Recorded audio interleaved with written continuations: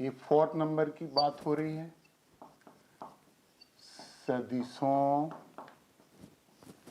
के योग का त्रिभुज नियम।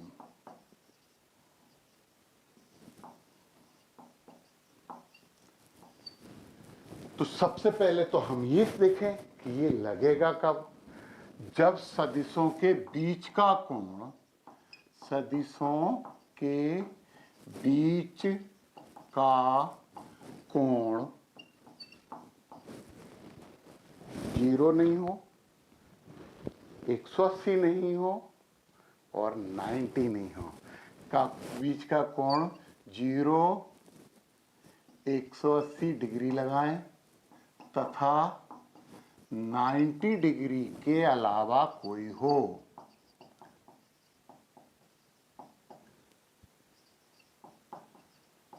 कोई हो। चलो, यदि दोनों सदिशों के बीच का जो कोण है वो 0 डिग्री, 180 डिग्री और 90 डिग्री, इनके अलावा कोई सा हो, तो फिर हम यहाँ पे लगाते हैं सदिशों के योग का त्रिभुज नियम। देखिए क्या है यहाँ पे, ये हो गया आपका ए सदिश। अच्छा, सदिशों को हम निरूपित करते हैं तो छोटा ए भी लिख सकते हैं। छोटा ए छोटा होता है, बड़ा ए बड़ा होता है। हाँ, छोटा ए कितना छोटा होता है, बड़ा ए कितना बड़ा होता है। चलिए, इसका आंसर आप लोग देना कमेंट बॉक्स में। अब दूसरा इसे जोड़ना है हमें, ये बी सदिश। पहला काम जो आपको पता है, पहले के हेड से दूसरे की टेल मिलानी है, इसके सिर से इसकी पूंछ मिलानी है। मिलाओ। तो जब हमें क्या निकालना है, हमें निकालना है ए सदिश प्लस बी सदिश, ए सदिश प्लस बी सदिश। चलिए, ए सदिश प्लस बी सदिश निकालें। तो हमने सबसे पहले बना लिया है यहाँ पे ए सदिश बन गया। बी को खसकाते हुए ऐसे ऐसे, उसकी दिशा नहीं बदलते हैं, परिमाण नहीं बदलते हैं, इसके हेड से इसकी टेल को मिला दिया। देखो, यदि ये कोण यहाँ से समांतर से एक्स अक्ष से थीटा डिग्री हो तो हम यहाँ पे इसे ऐसा जोड़ते हैं बी सदिश को कि ये जो कोण है वो थीटा डिग्री होना चाहिए। अब हमारे पास ये आ गया। तो फिर वही बात, फिर ध्यान से सुनिए, जो 90 डिग्री में हमने बात की थी, पहले की पूंछ और दूसरे का सिर, ये हो गया आपका आर सदिश। इसे बोल दें एम, एन और ओ। बिल्कुल सरल, सबसे सरल तरीका है। जब हम इन दोनों सदिशों की बात कर रहे हैं, एम एन सदिश प्लस एन ओ सदिश, देखो ये एम एन सदिश है, ये एन ओ सदिश है, और यहाँ पे ये बी पे सदिश बना देते हैं, तो एन ओ सदिश है। यदि इन दोनों को जोड़ेंगे, अब वो काम की बात जो आपको सुनना चाहिए, जो आपको लिखना चाहिए। देखिए, जब हम सदिशों की बात करते हैं तो सदिश कहीं से मुड़ते नहीं हैं। वो यहां से इधर गया फिर इधर गया, नहीं भैया, वो यहां से सीधा फाइनल पे जाएगा, वो बिल्कुल सीधा जाएगा। तो जो कॉमन पॉइंट होता है ना, एम से एन पे गया फिर एन से ओ पे गया, कॉमन पॉइंट हटा दो, क्योंकि सदिश हमारा एम से एन और फिर एन से ओ पे नहीं जाएगा, वो एम से सीधा कहां जाएगा, ओ पे जाएगा। फिर से ध्यान दीजिए कि एन कॉमन हो गया तो फर्स्ट और लास्ट सीधा मिलाते हैं, तो ये हो जाएगा एम ओ सदिश। एम ओ सदिश तो ये है। अब इनके मान रख दीजिए, ये हो गया ए सदिश प्लस बी सदिश इज इक्वल टू आर सदिश। इसका परिमाण कैसे निकालेंगे, दिशा कैसे निकालेंगे, वो हम अगले वीडियोज में जरूर पढ़ेंगे, परंतु ये तो पूरा हमें रिजल्ट मिला। ठीक है, इसे स्क्वायर करके रूट करके हम परिमाण निकाल लेते हैं, परंतु वो नियम, वो विधि हम आगे के चैप्टर में डिस्कस करेंगे। यहाँ पे जो तुम लोगों को समझना चाहिए वो ये समझना चाहिए कि जो भी कॉमन होता है उससे हटा देते हैं फर्स्ट और लास्ट। कॉमन होता है तो कॉमन मतलब संयुक्त, यदि वो संयुक्त होता है तो उसे हटा देते हैं। फर्स्ट और लास्ट को हम आपस में एक दूसरे से जोड़ते हैं, कनेक्ट करते हैं। देखो देखो यार, एक एग्जांपल दें। मान लो उन्होंने बोला A B plus B C plus C D plus D E, और भी लेते जा सकते हैं, कोई काम नहीं हो तो यही करते जाएंगे हम। ये दोनों कॉमन हो गए तो इन दोनों को हम क्या लिख सकते हैं, ए सी सदिश। ये दोनों कॉमन हो गए तो इन दोनों को हम क्या लिख सकते हैं, सी डी सदिश, क्योंकि डी कॉमन थी तो हटा दी ना, तो यहां पे हम लिखेंगे सी ई सदिश। और दोस्तों यहां पे ये सी फिर कॉमन हो गया तो हमारे पास आंसर आ गया ए ई सदिश। आपको समझ में आई ये बात? तो अब जरा, ये तो बच्चों वाली बात हो गई यार, आप तो बड़े हो, आपको तो डॉक्टर बनना है या तो फिर इंजीनियर बनना है ना, या फिर आईएएस बनना है, आईपीएस बनना है, तो आपको ऐसे समझना होगा। ये है ए बी सदिश प्लस बी सी सदिश प्लस सी डी सदिश प्लस डी ई सदिश। ये कॉमन होके हटा, यहाँ सी आया, सी से सी कॉमन होके हटा, फिर डी से डी कॉमन होके हट गया, तो सीधा हमारे पास आंसर आ गया ए ई सदिश। तो सदिशों के योग के त्रिभुज नियम में हमें सबसे महत्वपूर्ण बात क्या है कि जो कॉमन होता है उसे हम हटा देते हैं, और फिर वही बात कि पहले वेक्टर के टेल से दूसरे वेक्टर के हेड की तरफ हमारी दिशा होती है। अब वो बोल दे कि यार त्रिभुज के नियम में क्या हम माइनस नहीं निकाल सकते? क्यों नहीं निकाल सकते यार माइनस? हम इसे मिटाते हैं और माइनस बनाते हैं। इसका माइनस जस्ट अपोजिट ये होगा, ये माइनस बी सदिश हो गया। ये वाला कोण थीटा है तो ये वाला कोण भी थीटा होगा। इसे क्या बोलते हैं, शीर्षाभिमुख कोण, वर्टिकल अपोजिट एंगल। तो अब हमारा पहला ये हो गया, दूसरा ये हो गया, तो हमें इस डायरेक्शन में आर मिलेगा। तो चलना तो यही है, M N plus N O dash, तो एम ओ डैश मिल जाएगा, है ना। ये ओ डैश बोल दें तो आप क्या लिखेंगे, M N plus N O dash बराबर एम ओ डैश। ये आ गई आपकी एम ओ डैश, मतलब ए सदिश प्लस माइनस बी सदिश।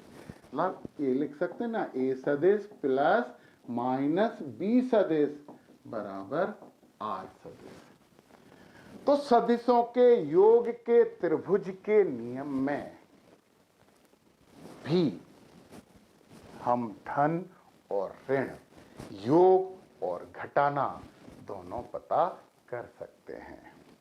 इंटरेस्ट लाइए। फिजिक्स याद करने की चीज नहीं होती है, फिजिक्स पढ़ने की चीज नहीं होती है, फिजिक्स डिस्कशन की चीज होती है, और फिजिक्स इंटरेस्ट लाने की चीज होती है। तो सदिशों के योग का त्रिभुज नियम भी हमने समझ लिया है, और हमें ये बात समझ में आ गई है कि जो कॉमन पॉइंट होता है उसे हटा दिया जाता है। फिर से एक बार बोल दें, ए बी सदिश प्लस बी सी सदिश, ये हटा देंगे, सीधा लिखेंगे आंसर ए सी सदिश, और ए सी सदिश परिणामी होगा, ए सी सदिश परिणामी होगा हमारे पास। तो ये था हमारे पास सदिशों के योग का त्रिभुज नियम। समझ में आती है हमारी बात? और यहाँ पे हम एक बहुत अच्छी बात बताते हैं। अच्छा, सदिशों के योग का त्रिभुज ठीक हो गया। अरे यार 90 डिग्री में भी तो त्रिभुज ही बन रहा है, हम पहले पढ़ चुके हैं। जरा एक बात हम 90 डिग्री में आपको बहुत इंपॉर्टेंट बात बताते हैं, और वो बात आपको याद रख लेने में, वो एफडी होगी, फिक्स डिपॉजिट होगा। तो यार एफडी तो करना चाहिए ना भविष्य के लिए। पर तो बोलो सर आप अभी कह रहे थे भविष्य नहीं वर्तमान की बात करनी चाहिए, तो एफडी तो वर्तमान में ही रख रहे हैं ना, तो बात तो वर्तमान की हो रही है हमारी। तो सदिशों के योग के त्रिभुज नियम में 90 डिग्री भी एक सुविधाजनक त्रिभुज रहता है, जिसमें पाइथागोरस से दोनों चीजें आसानी से निकाल दी जाती हैं। मान लो हमारे पास एक त्रिभुज है, मतलब त्रिभुज नहीं है यार, एक सदिश है ए बी सदिश, और हम इसे ए सदिश बोल देते हैं। इसका परिमाण 3 यूनिट, कोई सी भी यूनिट हो सकता है, यूनिट का मतलब इकाई होता है। और दूसरा जो है हमारे पास ये है 4 यूनिट, ये सी हो गया। इन दोनों के बीच 90 का एंगल तो है ही, तो होने दो। मतलब हमारे पास एक 3 यूनिट वाला हो गया और एक 4 यूनिट वाला हो गया। अब उनने कहा कि हमें परिणाम ही बताना है, तो भैया अपन त्रिभुज नियम लगा देना, ए बी सदिश प्लस बी सी सदिश, बी कॉमन हो गया, बराबर ए सी सदिश आ गया। तो ये परिणाम ही होगा, परिणाम मिल गया, ये हमारा आर सदिश हो गया। बी बी कॉमन लेके कैंसिल हो गई, तो बी से बी कैंसिल हो गई, तो यहां पे ए सी सदिश आ जाएगा। ये परिणाम है। अब एक बहुत इंपॉर्टेंट बात आपको बताते हैं, जो आपको समझ लेनी ही चाहिए और वो आपको याद भी रखनी चाहिए। पता है, ये वाला कोण जब ये 3 यूनिट, अब हम ए और ये हटा देते हैं, अब तो हम ये 3 यूनिट बोलते हैं, ये 4 यूनिट बोलते हैं। ठीक है, वो ए सदिश था, वो बी सदिश था, हटाओ से। पता है यहां पे जो कोण बनेगा वो 57 डिग्री बनेगा। इन्हें बहुत पसंद है फिजिक्स वालों को ये 57, और यहां पे जो दूसरा कोण जो बनता है, सॉरी 57 गलत बोला हमने, यहां पे 53 डिग्री का कोण बनेगा, और यहां जो कोण बनेगा वो 37 डिग्री का बनेगा। ये 3 और 4, इससे ये जरूर याद रखना कि ये 53 बड़े के सामने बड़ा, छोटे के सामने छोटा, 53 37 53 37। परिणाम ही निकालें, पाइथागोरस लगा देंगे, मतलब यदि r निकालना है तो 3 square plus 4 square is equal to 9 plus 16 is equal to r square आ रहा है 25, तो r is equal to √25 is equal to 5 unit. ये आपका 5 आ गया। तो इससे एक और पता लगेगी, यदि हमें आपको दिशा ये निकालनी है तो tan 53 is equal to theta, मतलब 53 लंब बटे आधा, ये हो जाएगा 4/3। तो यदि tan theta is equal to, यदि tan theta is equal to 4/3 होता है, तो theta is equal to 53 degree होता है। ये तो केवल याद रखने वाली बात है, तो आप लोग इसे याद रख सकते हैं और रख सकते हो, क्योंकि आप सबसे ज्यादा ऊर्जा के आयाम में हो, श्रेणी में हो, सबसे ज्यादा एनर्जेटिक्स हो। अब हम बहुभुज नियम की बात थोड़ी सी डिले करते हैं, क्योंकि हम समझा चुके हैं, तुम्हें नहीं पता, परंतु बहुभुज नियम हमने आपको समझा दिया है। अभी तो हम बात नहीं कर रहे, अभी तो हम उससे भी बहुत ज्यादा महत्वपूर्ण एक बात कर रहे हैं, हाँ, और वो है सदिशों के योग का समानांतर चतुर्भुज नियम। एक तरीका है सदिशों के योग का, जिसमें हमें हेड से हेड या टेल से टेल मिलाने की जरूरत नहीं होती है। तो कब यूज होगा, तो ये तो आपको पता हो ही जाएगा और होना ही चाहिए। तो देखें, अब जो सबसे महत्वपूर्ण, फिर सर आप तो हर चीज पढ़ाने से पहले सबसे महत्वपूर्ण बोलते ही जाते हो।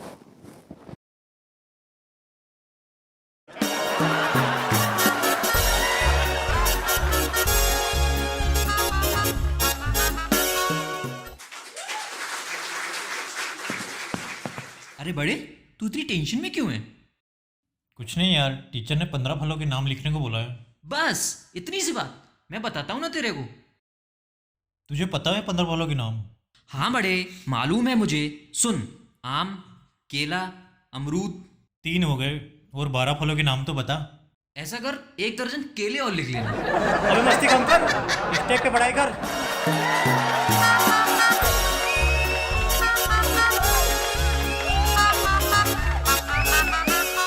कोई भी एक छोटा सा भी टॉपिक कम महत्व का तो नहीं होता, परंतु ये जो समांतर चतुर्भुज नियम है ना, ये सही में बहुत ज़्यादा महत्वपूर्ण इसलिए है कि हमारी फिजिक्स में सदिशों के योग में सबसे ज़्यादा जिसको उपयोग में लाया जाता है वो है समानांतर चतुर्भुज नियम। सदिशों के योग का अंतर का भी हो जाएगा, समझेंगे, का समानांतर चतुर्भुज नियम। सदिशों के योग का समानांतर चतुर्भुज नियम। इसमें हम परिमाण भी निकालेंगे और उसमें दिशा भी निकालेंगे और इसके द्वारा निकाला गया परिमाण हम भौतिक के अधिकतर अध्यायों में सबसे ज्यादा उपयोग में लेके आएंगे। सबसे ज्यादा, यस, सबसे ज्यादा ये प्रूव्ड है। अब कब यूज होगा, कैसे यूज होगा, तो समझते हैं। आपके पास एक सदिश ये है, अब हमने स्मॉल ए ले लिया, एक सदिश ये हो गया स्मॉल ए, और दूसरा सदिश हो गया हमारे पास बी सदिश। दोनों सदिशों के बीच कोण है थीटा डिग्री, ये तो कोण ही है, यहां पे क्या हो गया थीटा। थीटा बराबर क्या है, दोनों सदिशों के बीच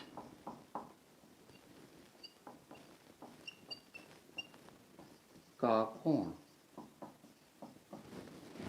यदि दोनों सदिश एक दूसरे से थीटा डिग्री पे कार्य कर रहे हों, मतलब कोई एक चीज है, ये है, एक तरफ से इधर खींचा जा रहा है, एक तरफ से इधर खींचा जा रहा है। अब तो वो प्रैक्टिकल हो रहा है यार, तो शिफ्टिंग मिक्सिंग हो ही नहीं सकती, एक ही चीज को पकड़ के अलग अलग दिशाओं में खींचा जा रहा है। तुम्हारा एक दोस्त ने एक हाथ पकड़ा, दूसरे दोस्त ने दूसरा हाथ पकड़ा और दोनों खींच रहे हो, तो क्या बोल रहे, दोनों को मारूंगा। अच्छा, दो को मार सकते हो क्या, पिट जाओगे? तो नहीं, लड़ाई नहीं करनी चाहिए। तो सदिशों के बीच का कोण थीटा है।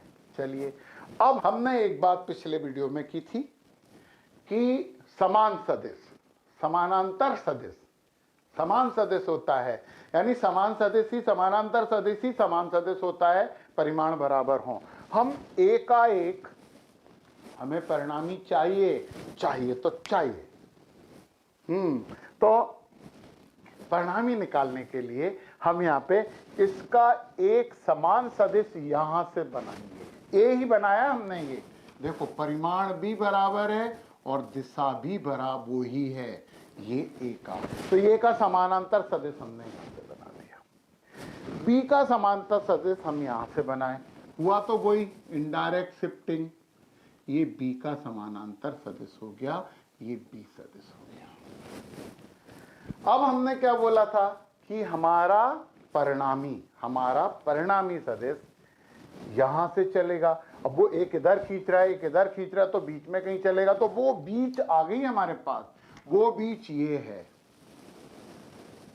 ये आपका आया परिणामी सदिश। इसे छोटा आर लिखें, क्योंकि अधिकतर किताबों में छोटा आर लिखा है। छोटा आर छोटा नहीं होता, बड़ा आर बड़ा नहीं होता, दोनों आर ही होते हैं। दोनों सदिशों के बीच का जो कोण था, ये इसे हटा के थोड़ा सा व्यवस्थित कर दें। दोनों सदिशों के बीच का जो कोण था वो था थीटा, और ये वाला कोण अल्फा। अल्फा दिशा दर्शाएगा कि पहले से अल्फा, पहले सदिश से निकालिए,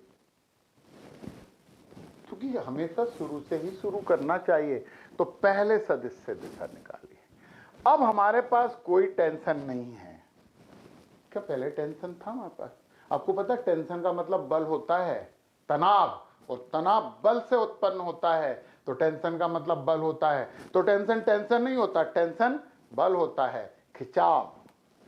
चलिए, तो यहां पे हम बात करते हैं ओ ए बी सी, दो त्रिभुज बन गए यार, दो त्रिभुज बन गए। अब पहला त्रिभुज ले लेते हैं हम, ओ ए सी, पहला त्रिभुज ले लिया हमने ओ ए सी, ये वाला त्रिभुज हो गया फर्स्ट वाला, दिख गया ना, ओ ए सी, ओ ए सी।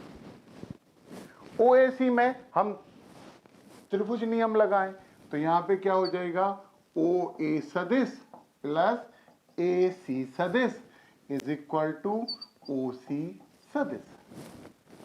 ओ ए सदिश प्लस ए सी सदिश इज इक्वल टू ओ सी सदिश। आ गया ना ओ सी सदिश। तो यहां पे क्या आया, ओ ए सदिश मतलब ए सदिश, ए सी सदिश मतलब बी सदिश इज इक्वल टू क्या आ गया, आर सदिश, परिणामी आ गया। इससे तो आप इक्वेशन नंबर फर्स्ट दे दो, पहला समीकरण बोल दीजिए आप इसे। अब देखो जरा, एक बहुत अच्छा ऑब्जर्वेशन भी आएगा, चूंकि एक त्रिभुज ये बन रहा है और दूसरा त्रिभुज ऊपर बन रहा है, ये वाला दूसरा त्रिभुज बन रहा है, दो त्रिभुज बन रहे हैं ना। तो देखो अब हम यहाँ पे क्या ले लें, अलग कलर से करते हैं। ऐसे त्रिभुज ले लिया हमने ओ बी सी, त्रिभुज O B C, O B C मतलब ये ऊपर वाला त्रिभुज, ठीक है। ओबीसी की बात करें तो यहां पे भी तो लिख सकते हैं ना, O B plus B C is equal to O C. Common side, common point cancel, common point को हटा दिया तो ओ बी मतलब क्या है आपका, बी सदिश प्लस ए सदिश और ओ सी सदिश, तो फिर हमारा परिणामी सदिश आ गया आर सदिश। इसे इक्वेशन नंबर सेकंड मान लो। और देखो देखो देखो देखो देखो, A vector plus B vector is equal to R vector, B vector plus A vector is equal to R vector. अरे क्रम बदल दिया तो भी परिणामी नहीं बदला, क्रम बदल देने के बावजूद परिणामी नहीं बदला। इसका मतलब ये है कि यहां पे हम बात करें तो सदिशों का योग क्रम विनिमय नियम का पालन करता है। काय का पालन करता है, क्रम विनिमय, अंतर की बात नहीं कर रहे हैं, नियम अपनाता है। मतलब सदिशों के योग में क्रम विनिमय नियम का पालन होता है। मतलब यदि हम क्रम बदल दे तो अंतर नहीं पड़ता। जैसे खाना खाया पानी पिया, पानी पिया खाना खाया, 2 + 3 5, 3 + 2 5। क्रम विनिमय नियम में क्रम बदल जाता है। मतलब क्या हुआ यहाँ पे, मतलब ये हुआ कि ए सदिश प्लस बी सदिश बराबर बी सदिश प्लस ए सदिश। तो दोस्तों एक बहुत इंपॉर्टेंट बात आपको यहाँ पे मिल गई, जो गणितीय व्याख्या करने में, जो कैलकुलेशन करने में आपको बहुत काम देने वाली है कि किसी भी सदिश को पहला सदिश माना जा सकता है। यदि मान लो इसे पहला मान लेंगे तो इधर से इधर चलने वाले हैं, तो क्रम बदल देने से हमारे सदिशों के योग पर कोई प्रभाव नहीं पड़ता है। तो सदिशों का योग, क्रम विनिमय नियम, क्रम बदल जाता है। समझ गए ना। जैसे 2 3, 2 × 3, ये तो गुणा हो गया, पर तो समझो तो 2 × 3 6, 3 × 2 6, है ना। हमने क्या बोला, खाना खाया पानी पिया, पानी पिया खाना खाया, हो सकता है ना। परंतु 2/3 मतलब 2/3 बराबर 3/2 नहीं होता है, नहीं भाग तो पालन नहीं करता, बीजगणित में भी नहीं कर सकता। तो हमने फिर से बोला था खाना खाया पानी पिया खाना खाया, परंतु देखो ना, मोजे पहने जूते पहने, जूते पहने मोजे पहने, क्या ये क्रम विनिमय नियम का पालन हुआ? क्या आप जूते पहन के मोजे पहन सकते हो? नहीं। तो क्रम विनिमय नियम कुछ पर्टिकुलर कंडीशन में, कुछ विशेष परिस्थितियों में ही लागू होता है। तो सदिशों के योग में क्रम विनिमय नियम लागू होता है। तो एक बात, अल्फा दिशा हो गई, पहले से ही निकाली ना हमने। अल्फा यदि हम निकालेंगे तो ये दिशा की बात हो गई, तो दिशा में अकेले अल्फा से नहीं निकलेगा, और ये हमेशा पहले से निकाली जाती है, पहले सदिश से निकाली जाती है। अब हम वो चीज यहां पे शुरू करते हैं जो आपको बहुत काम की है, जो आपको बहुत समझना जरूरी है। देखिए अब हम इसमें समानांतर चतुर्भुज नियम में परिमाण निकालते हैं और दिशा भी निकालते हैं। चलिए देखते हैं, अब हम निकालें परिमाण। अब आपको वो फार्मूले मिलने वाले हैं जो फिजिक्स में सबसे ज्यादा उपयोग में लाए जाते हैं। ये हमारा चैलेंज है, चैलेंज है, चैलेंज है, चैलेंज है। तो परिमाण निकालने के लिए हमें यहाँ पे जो करना पड़ता है वो ये है कि एक रचना करनी पड़ेगी। हम क्या करें, हम इसे आगे बढ़ाएं, ये बढ़ा दिया आगे, और यहां से एक परपेंडिकुलर डाल दें यहां पे, और इसे डी पॉइंट बोल दें। ये 90 डिग्री का कोण हो गया।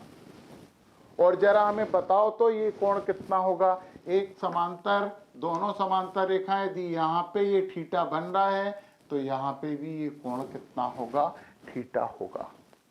अच्छा, हमें OA पता है, हमें OA पता है, परंतु हमें AD नहीं पता।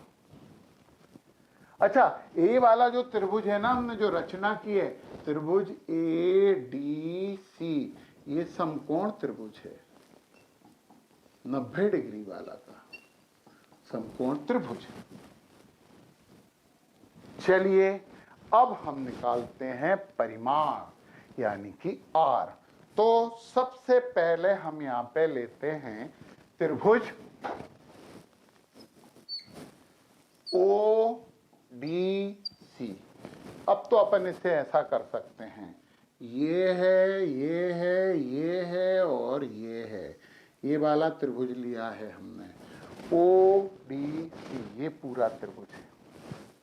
देखो इसका आधार कितना हो गया ODC का, OD है ना, OD। हमें O से A तक पता, पर A से D तक नहीं पता है। पता नहीं है तो पता करेंगे ना, करेंगे पता। इसमें आपको परिमाण निकालना है तो आप पाइथागोरस लगा दो। यहाँ पे हमने क्या लगा दी, यहाँ पे हमने लगा दी बोई, पाइथागोरस। चलो भाई पाइथागोरस लगाओ, पाइथागोरस लगाओ मतलब कर्ण स्क्वायर मतलब R स्क्वायर। ये है ना कर्ण, OC is equal to R, और आधार स्क्वायर मतलब OD स्क्वायर। चलो यार एक बार R स्क्वायर नहीं लिखते, फिर सबकी वैल्यू एक साथ रखेंगे। हम सबसे पहले यहाँ पे यही लिखते हैं, OC square is equal to OD square plus DC square, कर्ण स्क्वायर प्लस आधार स्क्वायर, सॉरी क्या बोलते हो सर, कर्ण स्क्वायर इज इक्वल टू आधार स्क्वायर प्लस लंब स्क्वायर DC स्क्वायर। अब सबकी वैल्यू रख दो। OC स्क्वायर का मतलब R स्क्वायर, OD स्क्वायर, तो हम इसे ऐसे लिख सकते हैं ना, OD स्क्वायर को। देखो हम यहाँ पे लिख रहे हैं OD is equal to OA plus AD लिख सकते हैं, और OA का परिमाण A है तो A प्लस AD लिख सकते हैं।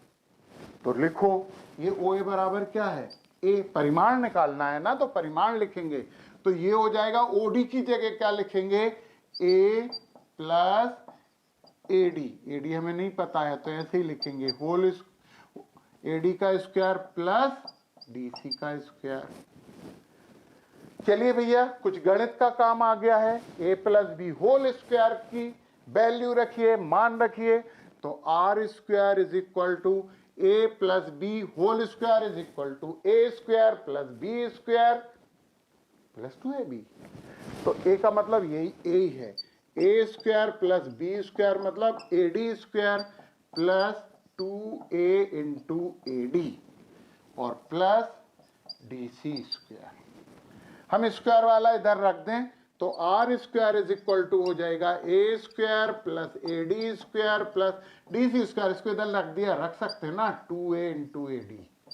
लो भैया ये क्या मिल गया, देखते हैं। इसे इक्वेशन नंबर फर्स्ट मान लेते हैं, है ना। अब कुछ मिला है, ये कुछ मिला है, हम क्या करें, यहाँ पे ट्राइंगल ले लें छोटा वाला ADC। ये भी तो समकोण है, इसमें भी तो पाइथागोरस लगेगी। पाइथागोरस इस वाले छोटे त्रिभुज के लिए बेईमानी करेंगे क्या, नहीं। हमने यहाँ पे ले लिया त्रिभुज ADC। देखो ए डी सी, ये वाला ए डी सी, ये त्रिभुज ले लिया हमने। तो इसमें क्या हो जाएगा, इसमें हो जाएगा ए सी स्क्वायर मतलब कर्ण square is equal to A D square plus D C square. लो भैया, A D square plus D C square तो ये लिखा है, इसकी जगह हम क्या लिख सकते हैं, ए सी स्क्वायर। इसे इक्वेशन नंबर आपने सेकंड बोल दिया, फर्स्ट एंड सेकंड हम कर लें तो हमारे पास हो जाएगा R square is equal to A square, और A D square plus D C square की जगह हमने क्या लिख दिया, A C square plus 2a into A D, equation number third. अब हमें वो कर लेना चाहिए कि जो अननोन हैं उन्हें पता करना चाहिए, और वो अब हम पता करके ही रहेंगे। यस, वो हम पता करके ही रहेंगे। तो चलो पता करते हैं। तो देखिए, हमें क्या निकालना है, एडी निकालना है। ये एडी हमें मालूम है कि ये बी है, ये दोनों साइड हमें नहीं पता। तो हमें जो त्रिकोणमिति है ना वो बहुत अच्छा सॉल्यूशन देती है। देखो जरा, हम तो ट्रायंगल केवल बात कर लें ए डी सी, वही वाला हमारा छोटा ट्रायंगल। और जल्दी से बताओ ए डी सी में साइन थीटा कितना होगा, ये थीटा है, लंब बटे कर्ण, कर्ण तो बी है, बी परिमाण है ना कर्ण का, तो sine theta is equal to लंब बटे कर्ण।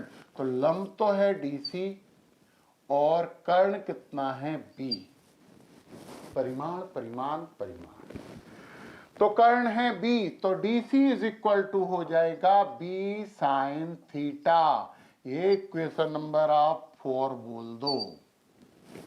तो हमें डीसी पता लग गई यार, जो पहले पता नहीं थी। डीसी इज इक्वल टू क्या आ गया, बी साइन थीटा। थीटा दोनों सदिशों के बीच का कोण है और बी तो हमें पता है। अब कॉस थीटा, कॉस थीटा लो, इसी में कॉस थीटा मतलब आधार बटे कर्ण, मतलब एडी बटे बी। ओके ठीक है, ये हो जाएगा एडी बटे बी। तो एडी इज इक्वल टू हो गया आपका बी कॉस थीटा। ये इक्वेशन नंबर 5 हो गया। लो भैया, एडी भी पता लग गया हमें, और एसी तो पता है ही। एसी क्या है, एसी तो बी है, एसी तो बी है। रखो ये वैल्यू, हम यूज कर रहे हैं 3 and 5। तो R square is equal to A square और ए सी स्क्वायर, मतलब ए सी मतलब बी, ये इसका समानांतर बनाया था ना हमने। यस, तो ये हो जाएगा A square plus B square plus 2a, और AD की जगह पे क्या लिखेंगे, b cos theta, b cos theta. तो r इज इक्वल टू हो जाएगा under root A square plus B square plus 2ab cos theta. और तो बच्चों, ये वो फार्मूला है जो सबसे ज्यादा भौतिकी में उपयोग में लाया जाता है, जो फिजिक्स के लिए सबसे ज्यादा मतलब क्या बोलेंगे उपयोगी सूत्र है। आर की जगह एफ लिख सकते थे ना, ये F1 बोल रहे हैं, F2 बोल रहे हैं, तो क्या आ जाएगा, F is equal to F1 square plus F2 square plus 2F1 F2 cos theta. हम लिख के ही बता रहे। जैसे परिणामी F निकालना है तो दो ए और बी की जगह फोर्स लग रहे होते, F1 square plus F2 square plus 2F1 F2 cos theta, theta दोनों के बीच का कोण होता है। हम ऐसे भी पता कर सकते हैं। तो जब भी दो बलों का, दो क्षेत्रों का, दो गतियों का, गतियों में थोड़ा सा अलग होता है, तो कैसे होता है वो भी हम समझेंगे, जरूर समझेंगे। तो ये निकल गया परिमाण, है ना, पहला वेक्टर स्क्वायर प्लस दूसरा वेक्टर स्क्वायर प्लस 2 फर्स्ट परिमाण टू से, परिमाण है तो परिमाण होगा ना। तो resultant r is equal to under root A square plus B square plus 2ab cos theta. रट डालो, रट क्या डालो, निकालना आ ही गया। तो परिणामी r इज इक्वल टू हमारे पास आ गया A square plus B square plus 2ab cos theta. पहला बहुत इंपॉर्टेंट फार्मूला। परिमाण निकल गया, परिमाण निकल गया तो वेक्टर में क्या केवल परिमाण निकलने से काम चल जाता है? नहीं चलता, हमें तो दिशा भी पता करना पड़ेगा। और अब हम निकालते हैं दिशा। और दिशा के लिए क्या निकालना पड़ता है? टेंजेंट दिशा अल्फा है। देखो ना, ये ए वेक्टर था और परिणामी इससे इतनी दूरी पे, हमने क्या बोला था पहले में, तो ये एंगल कितना है? अल्फा। फिर से देखिए, पहले वेक्टर की दिशा ये है, पहले सदिश की दिशा ये है, परिणामी की दिशा ये है, तो इतना कोण बन रहा है। पहले से ही तो निकालते हैं। तो देखिए आप, यदि हमें दिशा निकालना है तो फिर हम यहाँ पे बात कर लेते हैं ट्राइंगल ओडीसी में। ट्राइंगल ओडीसी में tan अल्फा यही तो बताएगा दिशा, अल्फा ही तो निकालना है हमें। परपेंडिकुलर ओडीसी में परपेंडिकुलर है सीडी और बेस है ओडी, तो tan alpha is equal to CD upon ओ लंब बटे आधार। ठीक है, सीडी निकाला है हमने, इसे इक्वेशन नंबर और बढ़ा दो, 6 ले लो। सीडी या डीसी एक ही बात है ना? सीडी की जगह डीसी लिख सकते हैं, यहाँ पे डीसी लिख देते हैं। तो DC is equal to B sine theta है। तो चलिए हम यहाँ पे tan अल्फा लिखते हैं और इसे डीसी लिखते हैं, और ओडी को ओए प्लस एडी लिख सकते हैं। ओडी है ना, ओए प्लस एडी, पूरा हो गया। तो हम ओडी को क्या लिख सकते हैं? ओए प्लस ए डी। और ये 5 नंबर नहीं मान के हम इसे 6 नंबर, सॉरी 6, इसे 6 नंबर मान लेते हैं। तो देखिए आप, अब यूज कर लो 4, 5 एंड 6, तीनों का उपयोग किया। तो tan alpha is equal to DC DC DC DC मतलब B sine theta, B sine theta upon OA. देखो ओए तो ए है, ये हो जाएगा ए प्लस एडी, एडी मतलब बी कॉस थीटा, ये हो गया बी कॉस थीटा। ये हमारे पास दिशा आ गई। यदि हमें अल्फा निकालना है, यदि अल्फा निकालना है तो अल्फा इज इक्वल टू हमारे पास क्या हो जाएगा? अल्फा इज इक्वल टू हो जाएगा tan inverse B sine theta upon A plus B cos theta. तो ये हमने यहाँ पे पता कर ली दिशा। इनवर्स tan अल्फा से काम चल जाता है, क्योंकि tan की हमें बहुत सी वैल्यू पता रहती हैं। तो ये बात आपको समझ में आई। अब हम बात करते हैं कुछ विशेष परिस्थितियों की। ठीक है, वो परिस्थितियां क्या हैं देखेंगे। तो इसमें हम दिशा भी लिख दें। यहाँ पे दिशा हमारे पास आ गई है tan alpha is equal to B sine theta upon A plus B cos theta. इसको ही हम उपयोग में लाते जाएंगे। ठीक, देखिए इससे तो देख लो, आपको स्क्रीनशॉट लेना हो तो स्क्रीनशॉट भी आप ले सकते हो, क्योंकि इस डेरिवेशन का स्क्रीनशॉट तो बनता है, तो बनाओ। अब हम कुछ विशेष, इसी में कुछ विशेष परिस्थिति और वही बहुत महत्वपूर्ण परिस्थितियों की बात करेंगे। अब तो आप समझ ही गए होंगे कि सर हर चीज पढ़ाते समय कुछ ये बात तो करते ही।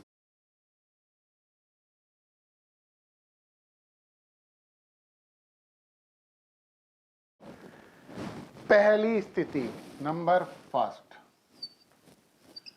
दोनों सदिशों के बीच में, दोनों सदिशों के बीच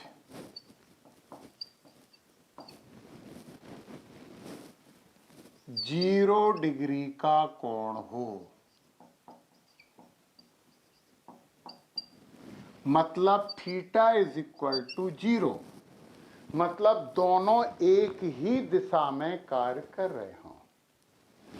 तो देखिए हमारे पास परिमाण निकालें पहले।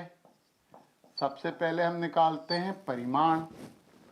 तो फार्मूला क्या है, r is equal to under root A square plus B square plus 2ab cos theta.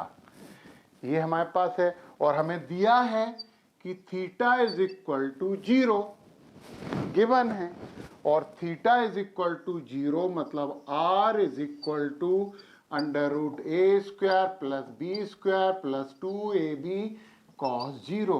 Cos 0 तो 1 होता है, आपको भी पता है ये बात। तो इसी को हम क्या लिख सकते हैं, under root A square plus B square plus 2ab, क्योंकि कॉस 0 इज इक्वल टू 1। तो r इज इक्वल टू क्या हो गया, ये तो a plus B whole square का फार्मूला आ गया, a square plus B square plus 2ab। तो ये आपका क्या हो गया, a प्लस बी का होल स्क्वायर। तो r इज इक्वल टू आ गया a प्लस बी। और दोस्तों एक बात ध्यान से सुनिए कि ये सबसे बड़ी वैल्यू होती है, ये सबसे बड़ी वैल्यू होती है। इस केस में ये मैक्सिमम होता है, और मैक्सिमम का हिंदी में अधिकतम कहते हैं। तो जब दोनों सदिशों के बीच का कोण 0 है तो जो परिणाम का प्राप्त होता है, परिणामी सदिश का परिमाण अधिकतम होता है। तो ये बात आपको याद रहनी चाहिए कि सबसे ज्यादा हमें जो रिजल्टेंट मिलेगा वो कब मिलेगा, जब दोनों सदिशों के बीच का कोण 0 डिग्री होगा। ठीक है, तो ये बात हमने यहां पे समझ ली। और इसे मिटा के हम जरा ये बात तो यहां लिखना ही पड़ेगा, फिर आपको याद भी तो रखना है कि थीटा इज इक्वल टू 0, तो r इज इक्वल टू अधिकतम, और ये अधिकतम कितना होगा, a plus B. a plus B मतलब पहला सदिश प्लस दूसरा सदिश। चलो ये हमारे पास एक केस हो गया। अब हम यहाँ पे दूसरे केस की बात करते हैं, सेकंड केस। अच्छा, इसमें दिशा कौन निकालेगा, फर्स्ट केस में दिशा भी तो निकालनी है। थीटा बराबर 0, तो दिशा क्या होगी, दिशा भी निकालना है यार, भूलना नहीं चाहिए सर। तो tan alpha is equal to B sine 0, theta 0 दिया है, upon a plus B cos 0। और साइन 0 तो 0 होता है, तो ऊपर वाली चीज तो 0 हो जाएगी, और ये हो जाएगा a प्लस बी। परंतु a प्लस बी यदि 0 में भाग देंगे तो ये कितना हो जाएगा, 0। यानी कि वो दिशा हमें उन सदिशों की ही दिशा में मिलेगी। तो यहाँ पे tan alpha is equal to 0 हो गया, यानी डायरेक्शन में अल्फा भी 0 हो गया। तो हमें समान दिशा प्राप्त होगी। तो हमारे सदिशों की दिशा में ही दिशा होगी। चलिए अब हम दूसरी बात करते हैं। उन दोनों के बीच का कोण हो जाए कितना, 180 डिग्री। लो भाई 180 डिग्री की बात कर लेते हैं। अब हम दूसरी बात करते हैं ये, ओके। तो चलो देखते हैं 180 डिग्री में theta is equal to 180 degree. तो परिमाण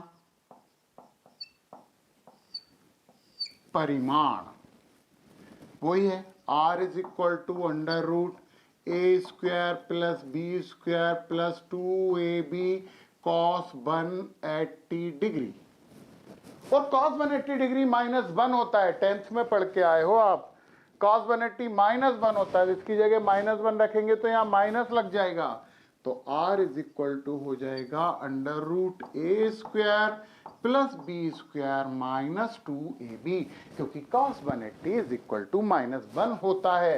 ये तो आपको याद रहना चाहिए। और देखो तो यार, तो a minus B whole square का फॉर्मूला आ गया, मतलब r इज इक्वल टू हो जाएगा under root a minus B का होल स्क्वायर, यानी r इज इक्वल टू हो जाएगा a माइनस बी, मतलब न्यूनतम, मिनिमम। तो ये हमारे लिए बहुत महत्वपूर्ण बात आई कि theta is equal to 180 degree होता है, तो आर कैसा होता है, न्यूनतम, और हमारा रिजल्ट ए माइनस बी होता है। 180 पे मिनिमम और 0 पे मैक्सिमम। ये तो बात हमने यहाँ पे समझ ली है और हमें समझ में भी आ गई है। चलिए ठीक है, अब दिशा भी तो निकालना पड़ेगा, इससे दिशा देना पड़ेगा। अब हमें निकालना डायरेक्शन यानी दिशा। तो tan alpha is equal to, आपके पास हो जाएगा b sine 180 degree upon a plus b cos 180 degree. ये माइनस हो जाए, परंतु साइन 180 तो 0 होता है ना, 0 होता तो ये 0 हो जाएगी। मतलब जो परिणामी होगी वो वेक्टर के ही समानांतर होगा, उसी दिशा में होगा। तो यहाँ पे भी दिशा 0 डिग्री होगी। अब एक न्यूमेरिकल है, एक आंकिक प्रश्न है, तो वो आंकिक प्रश्न करते हैं, फिर हम इसके बाद और कुछ कंडीशन करेंगे। तो देखते हैं वो प्रश्न, महत्वपूर्ण है और प्रतियोगिता परीक्षा में आया हुआ प्रश्न है। तो प्रश्न देखो क्या है। प्रश्न, आंकिक प्रश्न, यदि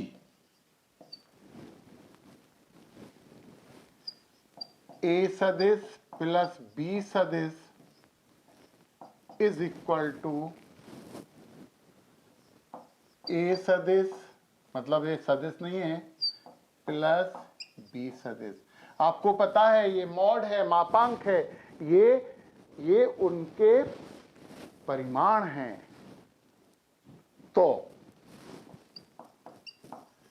ए सदिश और बी सदिश के बीच का कोण ज्ञात कीजिए। करो ज्ञात, करते हैं।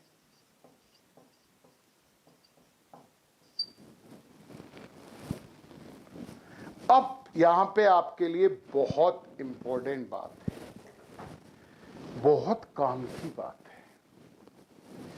देखिए, आपको ये चीज और इन चीजों में बहुत बड़ा अंतर है।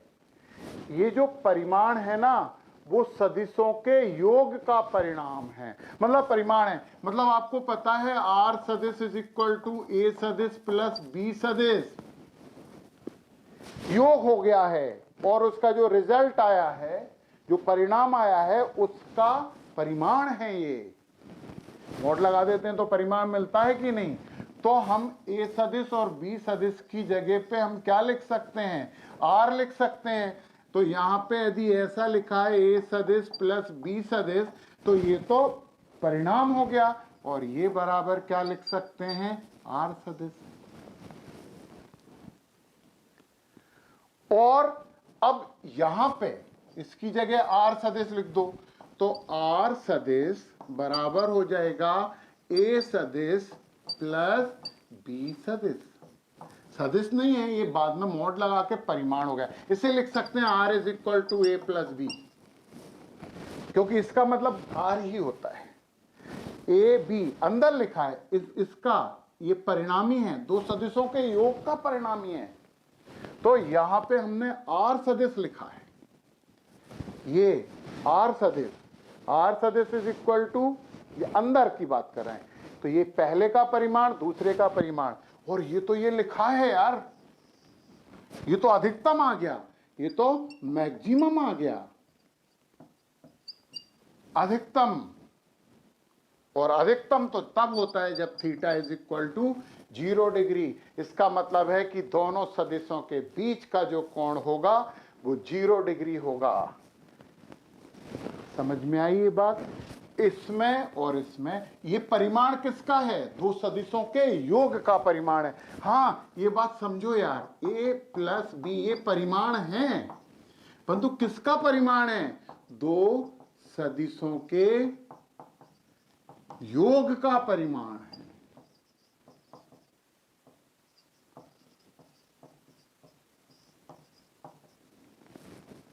दो सदिशों के योग का परिमाण है ये।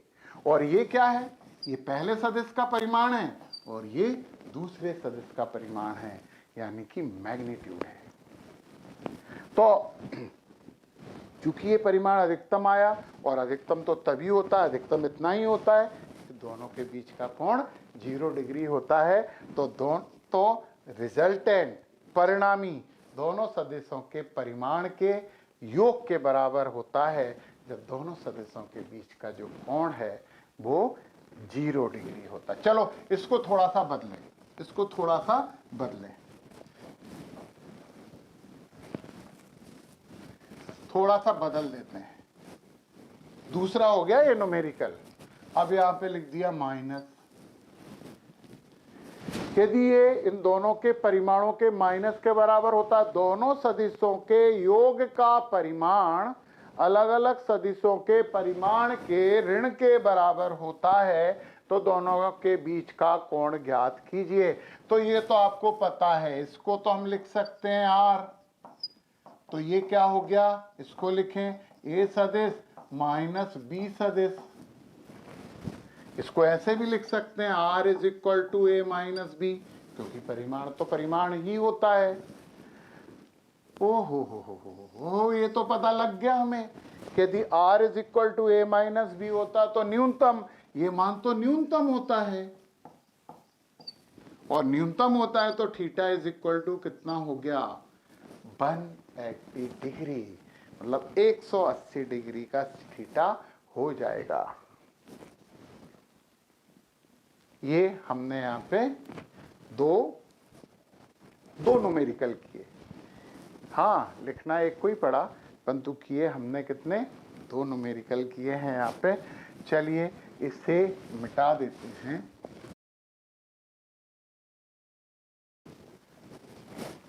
वो जो 2 कंडीशन हम कर चुके थे, अब हम तीसरी कंडीशन कर रहे हैं, और हमारी स्थिति 3। थर्ड, दोनों सदिश आपस में लंबवत हों,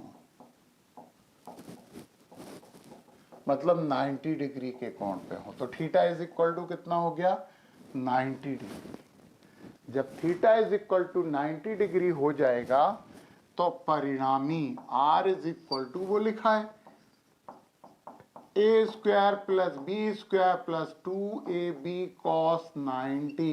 और cos 90 आपको मालूम है जी, cos 90 तो 0 होता है, तो r इज इक्वल टू हो जाएगा under root A square plus B square. जब वो लंबवत होंगे तो ये पाइथागोरस लग गई, जिससे कि हम पहले भी कर चुके थे। और ये तो परिमाण निकाला हमने परिणामी का, अब दिशा निकालेंगे।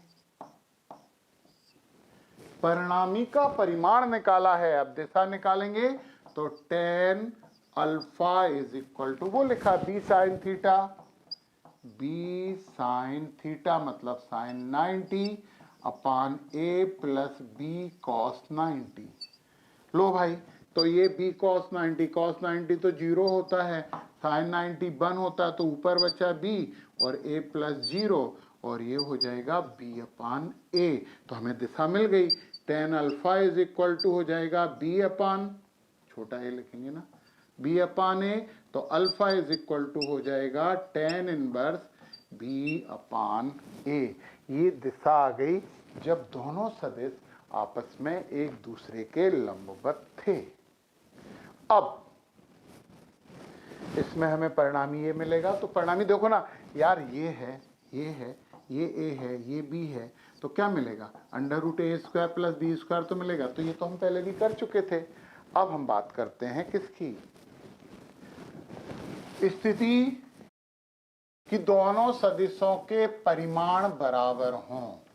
अब स्थिति 4 की बात कर रहे हैं, और वो क्या कह रहे हैं कि यदि दोनों सदिशों के परिमाण बराबर हों, तो देखो जरा, दोनों सदिशों के परिमाण बराबर होते हैं, मतलब ये हमारी स्थिति कौन सी थी 4। दोनों सदिशों के परिमाण बराबर हों, इसका मतलब है कि a बराबर b, इसका मतलब a बराबर b। तो r is equal to under root A square plus B square plus 2ab cos theta. a बराबर b है तो b की जगह a लिख दो या a की जगह b लिख दो, कुछ भी लिख सकते हैं, दिया तो दोनों इक्वल हैं। तो हम a स्क्वायर b की जगह भी हमने लिखा a स्क्वायर प्लस 2ab की जगह फिर लिखा a, और ये हो गया cos थीटा। चलो चलो थोड़ा सा सॉल्व करो। ये हो जाएगा a स्क्वायर और a स्क्वायर कितना हो जाएगा 2a square plus 2a square cos theta. तो r इज इक्वल टू हो जाएगा अंडर रूट, यहाँ पे 2a स्क्वायर कॉमन लिया 1 प्लस कॉस थीटा। तो पता है एक फार्मूला है त्रिकोणमिति का कि 1 प्लस, इसे हम लाल से लिखते हैं, 1 plus cos theta is equal to 2 cos square theta by 2। ये फार्मूला याद रखना, फिजिक्स में बहुत उपयोग में आता है। तो हम यहाँ पे अब इसे लिख देते हैं, 1 प्लस कॉस थीटा की जगह क्या लिख सकते हैं 2 कॉस स्क्वायर थीटा बाई 2। तो r is equal to under root 2a square into 2 cos square theta by 2। दोनों दो में से एक, दो बाहर आ जाएगा, a स्क्वायर में से कॉस स्क्वायर में से हो जाएगा कॉस थीटा बाई 2। ये परिणामी परिमाण आ गया, ये परिणामी परिमाण आ गया। और अब दिशा, दिशा भी तो पता करना पड़ेगा ना। तो tan alpha is equal to, b की जगह a लिखेंगे ना, a साइन थीटा अपान, ये b साइन थीटा था तो b और a बराबर हैं, ये हो जाएगा a plus a cos theta. चलिए a साइन थीटा अपान, दोनों a में से एक a को हम कॉमन ले लेंगे, ये हो जाएगा 1 प्लस कॉस थीटा। a से a कैंसिल, तो tan alpha is equal to sine theta upon 1 plus cos theta. 1 plus cos theta का फार्मूला हमने अभी बताया था, और यहाँ पे sine theta is equal to भी समझिए, ये फार्मूला आप नोट कर लेना, sine theta is equal to 2 sine theta by 2 into cos theta by 2 होता है। ये फार्मूला याद रखना। तो हम साइन थीटा की जगह क्या लिखेंगे, tan alpha is equal to लिखेंगे 2 साइन थीटा बाय 2। इसकी जगह लिख रहे हैं हम, साइन थीटा की जगह लिख रहे हैं 2 sine theta by 2 into cos theta by 2 अपान, ये क्या हो जाएगा 2 कॉस स्क्वायर थीटा बाय 2। और ये कॉस थीटा बाय 2 से ये स्क्वायर कैंसिल, ये 2 से 2 कैंसिल, तो tan alpha is equal to आ जाएगा sine theta by 2 upon cos theta by 2। तो tan alpha is equal to sine upon cos, आपको पता है ना tan होता है ना, तो ये हो जाएगा tan theta by 2, sine theta upon cos theta, theta by 2 है। तो यार ये भी tan है, ये भी tan है, तो फिर क्या होगा, इसका मतलब ये हुआ कि alpha is equal to theta by 2, यानी जो परिणामी दिशा प्राप्त होगी ना, वो दोनों सदिशों के बीच के कोण के आधे कोण के बराबर होगी। तो परिणामी दिशा दोनों सदिशों के बीच के कोण के आधे के बराबर होगी। ये हमारा जब दोनों सदिशों का परिमाण बराबर हो, उस स्थिति में ये हमारा ऑब्जर्वेशन है। तो समानांतर चतुर्भुज नियम हमने यहाँ पे देखा। अब हमारे पास एक और बचा है, उससे हम और कर लेते हैं। तो माय डियर स्टूडेंट्स, अब हम सदिशों के योग का एक अंतिम नियम पढ़ने वाले हैं, और वो है सदिशों के योग का बहुभुज नियम। बहुभुज क्या होता है, जिसकी 4 से ज्यादा भुजाएं होती हैं, वो बहुभुज होता है। तो देखिए जरा, हमने आपसे पहले कहा कि ये हम पहले पढ़ चुके हैं। अब आप बोलोगे नहीं सर, बहुभुज का नियम तो हम पहली बार पढ़ा है। चलिए आप देखिए, इस वीडियो में मैंने ये समझाया है। देखिए, मान लो हमारे पास एक बहुभुज है, ए वेक्टर, ये हो गया बी वेक्टर, ये हो गया सी वेक्टर, ये हो गया आपका डी वेक्टर, स्मॉल डी। बस अब हम इतनी भुजाएं ले लेते हैं। ये है हमारे पास एक बहुभुज ओ ए बी सी डी। तो देखिए हम यहाँ पे क्या करेंगे, वो ही नियम यहाँ पे उपयोग में लाएंगे जो कि हमने सदिशों के योग के त्रिभुज नियम में उपयोग में लाए थे। देखिए आप, अब हमें योग करना है। योग करना है तो ओ ए सदिश प्लस ए बी सदिश प्लस बी सी सदिश प्लस सी डी सदिश। अब आप देखिए ये योग हो रहा है, बहुभुज का योग हो रहा है। देखिए आप, ये ए कॉमन है तो हम क्या लिख सकते हैं, ओ बी सदिश। यहाँ पे सी कॉमन है तो हम क्या लिख सकते हैं, बी डी सदिश। और दोस्तों देखिए यहाँ पे बी भी कॉमन हो गई तो ये हो जाएगा ओ डी सदिश। मतलब इनका योग किया तो हमारे पास आ गया ओ डी सदिश। फिर वही जो टेल है वहां से लास्ट वाले के हेड तक हम मिला दें, ये है हमारा रिजल्टेंट ओडी सदिश। तो हमने क्या किया था, ओडी सदिश कब आया, जब हमने किया ओ ए सदिश प्लस ए बी सदिश प्लस बी सी सदिश प्लस सी डी सदिश। आप एक बार फिर से देख लें, ए से ए कैंसिल, बी से बी कैंसिल और सी से सी कैंसिल। एक बार फिर मैं आपको समझाऊं कि ये कैंसिल क्यों होते हैं। क्योंकि जो भी सदिश राशियां होती हैं, जो भी सदिश होते हैं, वो मुड़ते नहीं है यार, वो सीधी किसी दिशा में चलते हैं, विस्थापन होता है। वो ओ से ऐसे घूमते घूमते आ नहीं जाएगा, जो लास्ट है ना उससे जाके मिल जाएगा। तो ये आपका ओडी मतलब हमने क्या बोला था, आर। ओ ए मतलब ए सदिश, ए बी बी सदिश। उस चित्र को देखिए आप, ये है सी सदिश और ये है डी सदिश।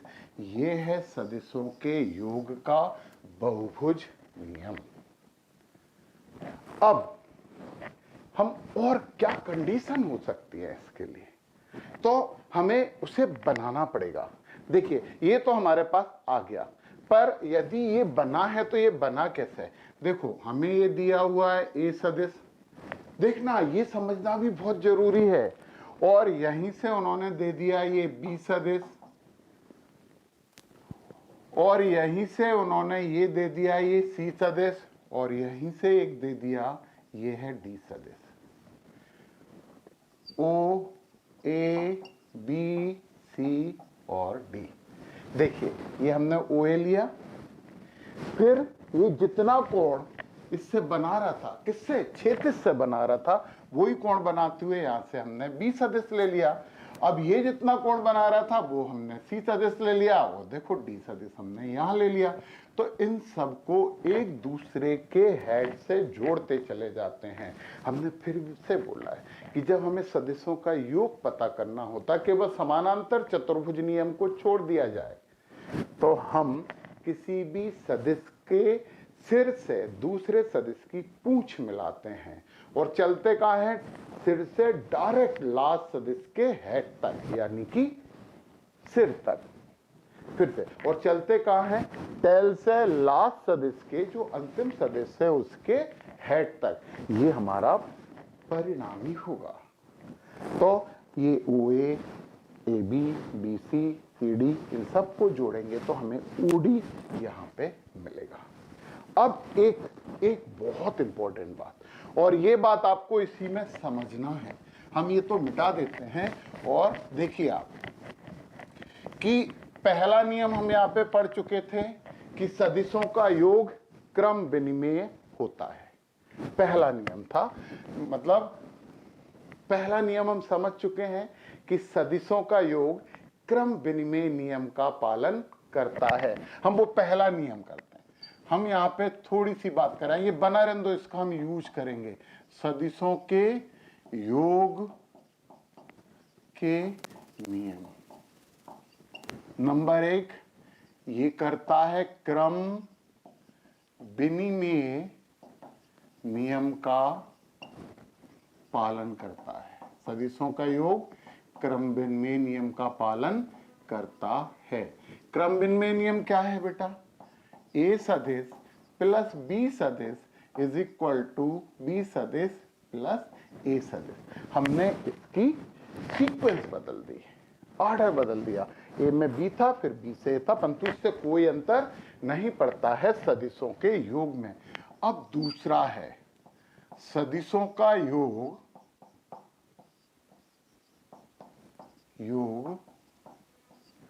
सहचर्य नियम का पालन करता है।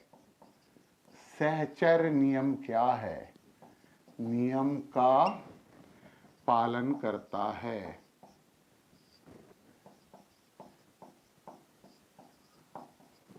सहचर्य नियम में है ए सदिश प्लस बी सदिश प्लस सी सदिश इज इक्वल टू ए सदिश प्लस बी सदिश प्लस सी सदिश। अरे क्या चेंज हुआ?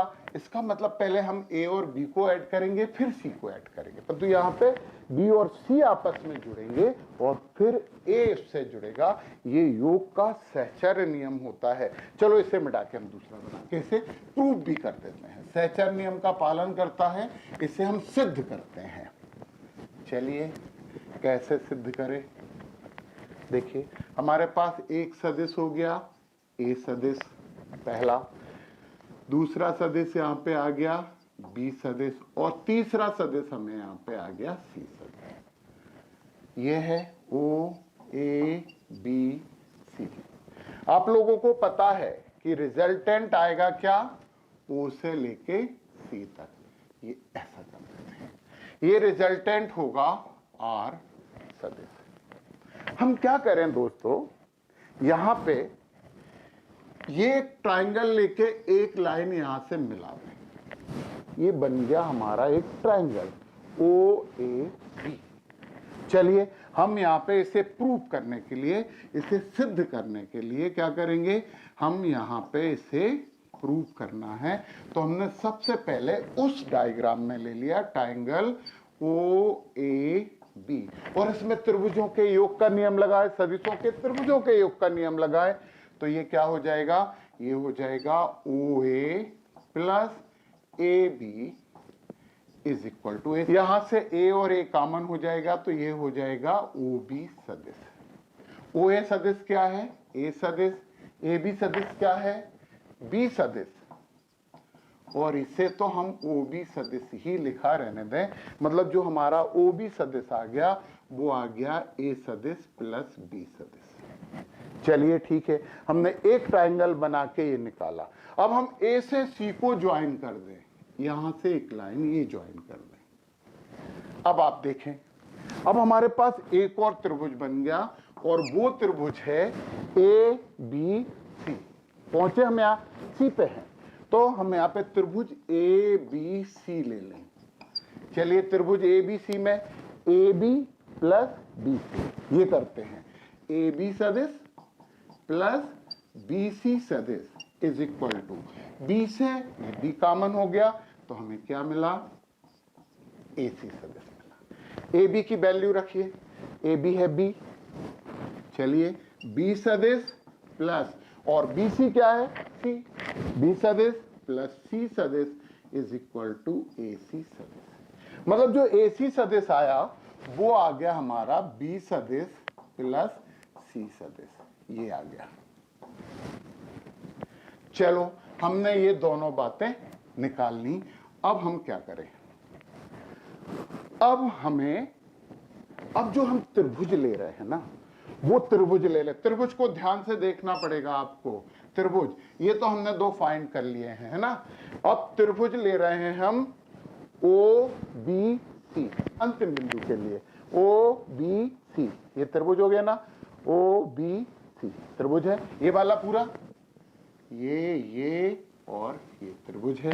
तो अब हमने त्रिभुज ले लिया ओ बी सी, और इसमें हमने वही त्रिभुज का नियम लगाया O B plus B C. O B plus B C, B common हो गया तो यहां पे क्या आ जाएगा, ओ सी।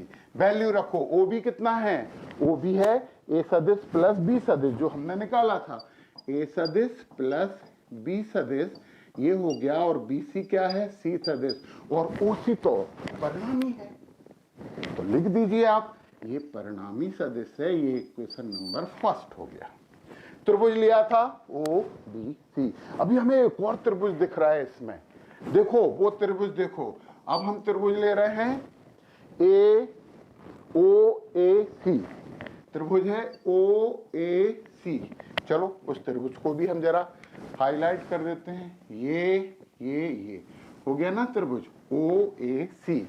ओ ए सी में क्या लिखेंगे, वही सदिशों के योग का त्रिभुज नियम, बार बार वही चीज तो यूज कर रहे हैं, तो ये क्या हो जाएगा, ओ ए सी में ओ ए सदिश प्लस ए सी सदिश is equal to A common हो गया तो ओ सी सदिश। ओ ए क्या है, ए सदिश लिखा, फिर ए सी बी सदिश प्लस सी सदिश ये निकाला, बी सदिश प्लस सी सदिश तो ये हो जाएगा बी सदिश प्लस सी सदिश और इज इक्वल टू ओ सी। ओ सी तो हमारा परिणामी सदिश है, तो हमने यहाँ पे लिख दिया आर सदिश।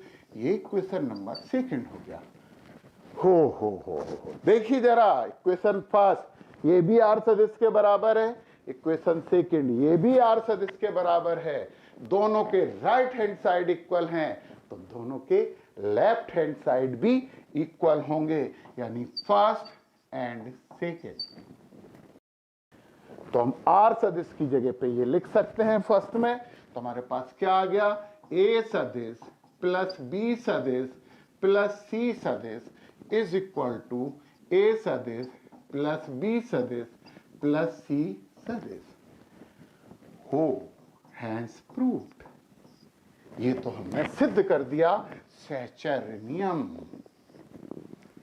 तो योग का सहचर्य नियम भी सदिशों का योग फॉलो करता है, पालन करता है, मतलब इन दोनों को जोड़ के सी जोड़ दो या फिर इन दोनों को जोड़ के ए जोड़ दो, कोई अंतर नहीं पड़ता।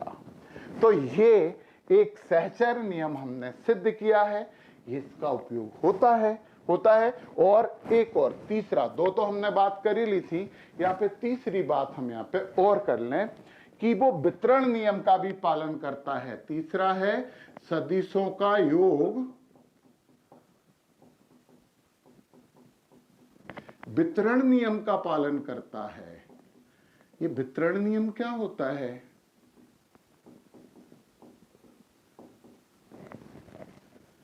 चलो हम बताते हैं वितरण नियम क्या होता है।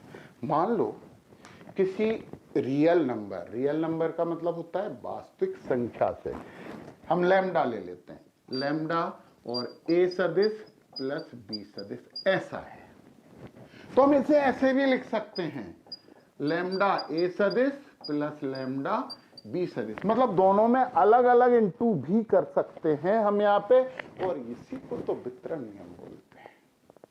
यही है सदिशों के योग का वितरण नियम। और बधाई हो आपको, कांग्रेचुलेशन कि आप सदिशों का योग पूरी तरीके से समझ चुके हैं। क्वेश्चन पूछे जा सकते हैं, कमेंट में पूछे जा सकते हैं, आपको नंबर मिलेगा उस पे भी पूछे जा सकते हैं, और वो आपके क्वेश्चन जरूर बताए जाएंगे। फिर हम यहाँ पे केवल बहुत ज्यादा बात नहीं करके केवल दो बातें हम यहाँ पे और करते हैं, और फिर शुरू करेंगे न्यूमेरिकल्स यानी आंकिक प्रश्न। दोस्तों, आंकिक प्रश्न बहुत मायने रखते हैं। आंकिक प्रश्न हमें बताते हैं कि हमने जो कॉन्सेप्ट समझे हैं वो हमने समझे हैं कि हमें केवल ये लग रहा है कि हाँ समझ गए। तो application of knowledge is called numericals.